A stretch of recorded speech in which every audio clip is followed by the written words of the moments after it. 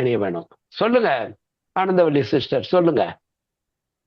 Mic on பண்ணுங்க. இறைவனாலும் காப்பாற்ற முடியாதவர்கள் இருக்கிறார்களா?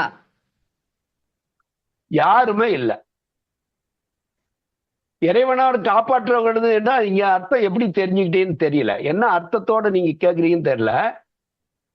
ஏன்னா குரு பிரம்மா விஷ்ணு, பிரம்மா விஷ்ணு மகேஸ்வரன் என்று சொன்னால் படைக்கின்றவன் அவன்தான், பாதுகாக்கின்றவனும் அவனேதான் என்று சொன்னால், அப்ப அவனால பாதுகாக்க முடியாத ஏதோ உயிரினம் இருக்கிறதா என்பதுதான் உங்களுடைய கேள்வி. இல்லவே இல்லை. இப்போ நீங்க துன்பப்படும் போது உங்களுக்கு காப்பாற்ற மாட்டேன்றாரு கடவுள் அப்படின்ற அர்த்தத்துல கேட்டீங்கன்னா, நீங்களா போய் செவுத்துல இடிச்சுக்கிட்டீங்க வலிக்குதுன்னு சொன்னா அதுதான். இங்க மனிதர்களுக்கு வருகின்ற துன்பங்கள் இறைவன் கொடுத்ததல்ல. அதாவது பிறருக்கு இன்னா முற்பகல் செய்யும் தமக்கு இன்னா பிற்பகல் தாமே வரும்.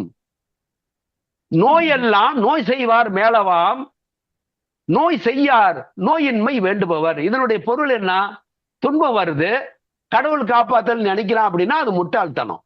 ஏனென்றால் துன்பம் ஏன் வருதுன்றதுக்கு ஞானிகள் எல்லாமே சொல்லிட்டாங்க. பொருளை உணர்ற மாதிரி தெரிஞ்சுக்கிறதுக்கு எல்லாம் சொல்லிட்டாங்க.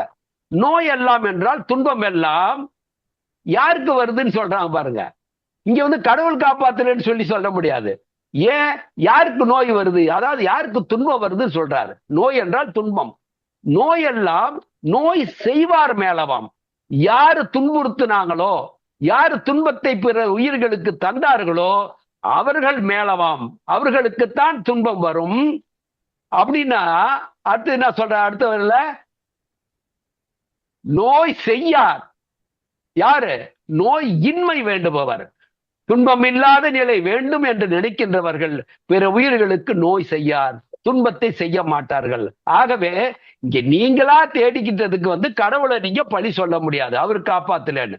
அப்போ மனிதர்களுக்கு வருகின்ற துன்பங்கள் அனைத்துமே அந்த துன்பத்திற்கு பின்னால் அவரவர்கள் செய்த வினைகள் தான் அதற்கு பின்னால் இருக்கிறதே ஒழிய இறைவன் காப்பாற்றவில்லை என்று சொல்ல முடியாது. இப்ப நீங்க வந்து ஒரு கொலை பண்ணிடுவீங்க, கொலை பண்ணிட்டு அதுக்கான தண்டனை ஆகும்போது கடவுளே என்னை காப்பாத்துன்னு சொன்னா செய்த வினைக்கு வந்து தண்டனை கிடைக்கிறது. அப்ப அந்த இடத்துல கடவுள் காப்பாத்துன்னு கேட்பது வந்து அறிவுக்கு பொருந்தாத விஷயம். ஆகவே அது போல நீங்க கடவுள் காப்பாற்றாத உயிர்கள்னா ஒண்ணு கூட இல்லை. ஆனா எங்க துன்பம் ஒருத்தருக்கு வருதோ அதுக்கு துன்பத்துக்கு காரணம் இறைவன் அல்ல என்பதை உணர வேண்டும். அதை உணர்ந்து கொண்டால் நமக்கு தெரியும். ஏன்னா ஒவ்வொன்றும் அவங்க செஞ்சுட்டே இருப்பீங்க. இது போன்ற கொடூரமான பல காரியங்களை செஞ்சுட்டு நான் வந்து உடனே நான் கோயில் கட்டி கொடுத்துட்றேன், கும்பாபிஷேகம் பண்றேன், அல்லது கங்கையில போய் குளிச்சுட்டு வரேன், இப்படி அது கோடி பேருக்கு நான் சோறு போடுறேன், அல்லது ஒரு அனாதாசிரமம் கட்டி கொடுக்குறேன் அப்படின்னா இதை செஞ்சிருந்து வேற, அது செஞ்சது வேற. இது ஒரு தீய காரியம், அது ஒரு நல்ல காரியம். இந்த தீய காரியத்துக்கு தனியா தீமையை நீ திருப்பி வாங்கணும், செஞ்ச நல்ல காரியத்துக்கு நன்மையாக திரும்பி வாங்கணும். ஒரு தீயதுக்கும் நல்லதுக்கும் ரைட் ஆஃப் மெத்தட்லாம் இங்க கிடையாது. ஆக அதனாலதான் இங்க மனிதர்கள் அஞ்ச வேண்டும்.